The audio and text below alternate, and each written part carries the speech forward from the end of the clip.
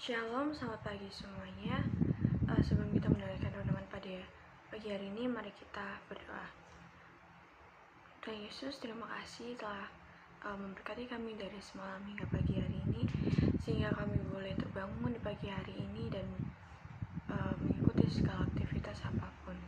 Tuhan, kiranya berkati hamba-Mu yang akan menyampaikan firman ini, kiranya hamba-Mu bisa menyampaikannya dengan baik dan benar.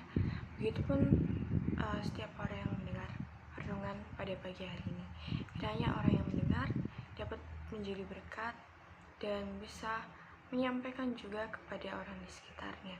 Terima kasih Tuhan, hanya dalam nama Tuhan Yesus Kristus. Haleluya, amin.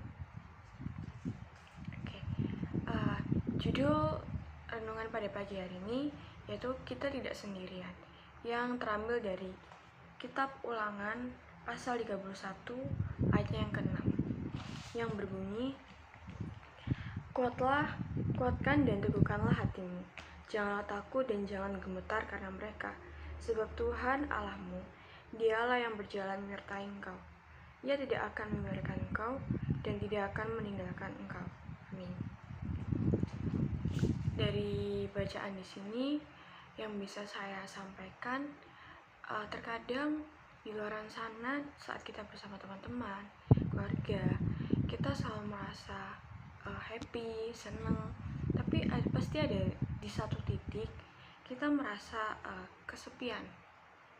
Dan setiap orang pasti pernah mengalami kesepian. Jadi aku punya cerita waktu ulang tahun PT di gereja saya, kan ada kunjungan itu di rumah asuh anak dan lansia. Di situ banyak oma-oma dan anak-anak, dan bahkan anak-anak itu lebih muda daripada saya, sekitar umur 13 tahun. Tapi saat saya berada di situ, saya tahu meskipun mereka udah tua, bahkan masih muda, ditinggalkan orang-orang tersayang, tapi mereka masih ingat dengan Tuhan.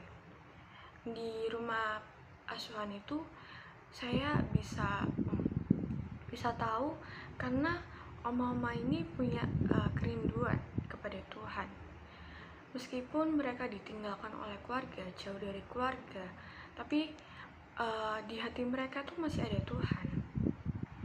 Dan anak-anak yang bahkan lebih muda di usia saya, 13 tahun, mereka masih mau memuliakan Tuhan, meskipun orang-orang yang mereka sayangi, orang-orang yang terdekat sama mereka itu udah nggak bersama mereka. Tapi mereka dengan sukacita melayani, bahkan bernyanyi di depan jemaat-jemaat yang datang. Lalu ada satu oma yang mengatakan kalau kita tuh jangan menyia-nyiakan hidup kita. Gimana ya, oma-oma aja yang umurnya udah 80 tahun aja masih mau memuliakan Tuhan, meskipun merasa mungkin emang merasa jauh, tapi mereka tuh percaya bahwa Tuhan itu masih ada di depan kita, dimanapun kita berada, Tuhan itu masih menyertai mereka, masih bersama dengan mereka.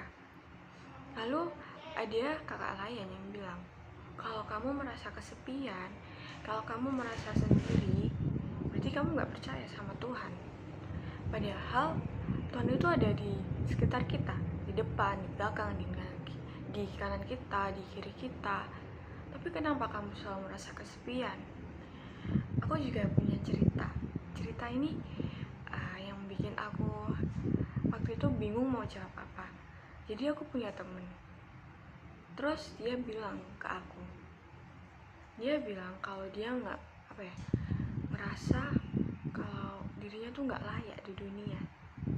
Dia bilang kalau dia tuh jahat, dia banyak menyakiti hati orang lain, dia merasa nggak layak. Bahkan dia di saat itu dia pengen bisa dibilang dia nggak mau hidup di dunia ini. Terus di situ aku bilang, sebenarnya waktu itu aku bingung karena tiba-tiba dia bilang semisal kalau aku pergi gimana, di situ aku kaget kan, karena nggak tahu mau bilang apa gitu, karena dia tiba-tiba bilang kayak gitu. Terus di situ aku bilang, kenapa kamu merasa nggak layak, padahal Tuhan itu ngelayakin kamu.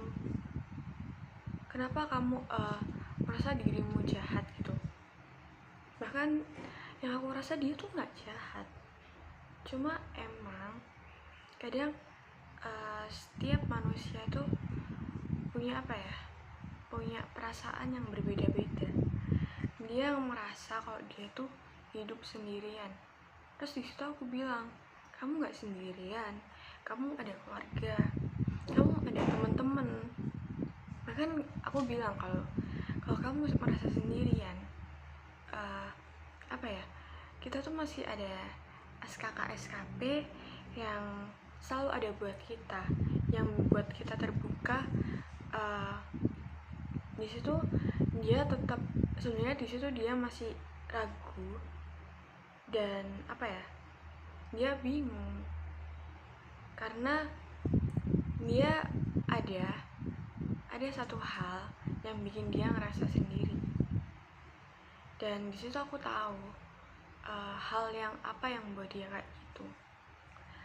Pas itu aku bilang aja kalau dia nggak mendapatkan sesuatu itu di dunia, dia tuh akan mendapatkan kedepannya itu dari Tuhan. Jadi mungkin sekarang dia boleh sedih-sedih, tapi kedepannya Tuhan pasti kasih yang terbaik buat dia. Maksudku di sini tuh jangan merasa sendiri, maksudnya jangan merasa terbebani sendiri, jangan pakai kemampuan sendiri, andalin Tuhan. Jadi di setiap masalah, kalau kalian ngerasa sendiri, kesepian, atau merasa kalian punya keluarga, kalian punya teman, tapi kalian tetap merasa kesepian, kita masih punya Tuhan Yesus kok. Tuhan Yesus tuh pengen Tuhan Yesus tuh pengen kita datang ke dia. Bahkan meskipun kita jauh dari Tuhan, Tuhan masih terbuka buat kita. Tuhan biarin kita datang ke Tuhan. Tuhan gak akan biarin kita ngerasa kesepian. Bahkan di ayat 31 tadi dikatakan, di pasal 31 ayat 6 tadi dikatakan, Ia tidak akan membiarkan engkau dan tidak akan meninggalkan engkau.